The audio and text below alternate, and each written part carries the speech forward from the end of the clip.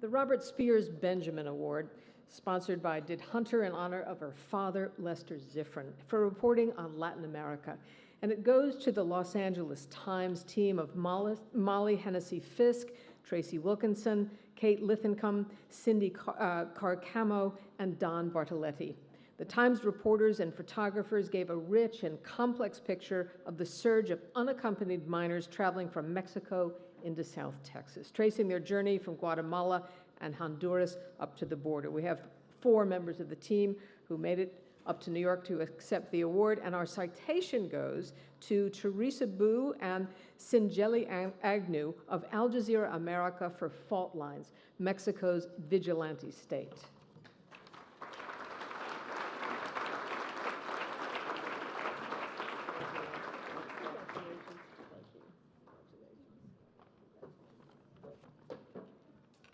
Hi, thank you so much for this award and for having us here. Our coverage of the immigration crisis last year involved a really noteworthy combination of many parts of the newspaper, combining Metro, national, foreign, photo, all brought together under the guidance of Kim Murphy, our editor. Molly, who is not with us tonight because she's in Nepal, wrote some of the earliest stories about what she was observing at the Texas border with Mexico, the surge in numbers, the moms she would see hiding in the bushes with their children and then turning themselves in to the Border Patrol agents. Cindy picked up on the story in Arizona, where the Border Patrol was literally dropping off families at Greyhound bus stations or sending them to increasingly congested and miserable detention centers. Kate found reunited families in Los Angeles. I went to Guatemala to find migrants who had been caught and sent back.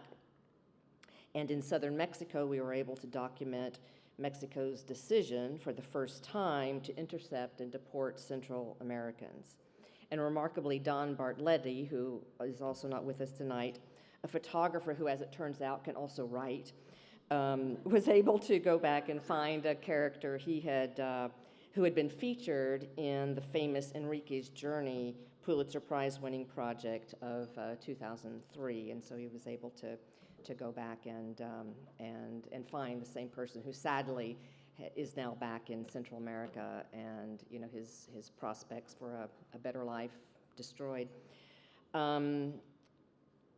I just briefly want to pay homage to one person. A lot of Mexicans. I'm already out of time. I was going to say that they do try to help a lot of the Central Americans who come through, and one man who did it, who fed them, who got up every morning and fed the migrants who were passing through. He was also transgender, and he was murdered a couple of months ago, and we don't know why, because murders in Mexico were never solved. But there are people who do try to help. And these stories will continue to happen because of the horrific conditions of poverty and violence in Central America and the confusion of U.S. immigration policy. And hopefully the LA Times will be there to bring them to you. Thank you very much.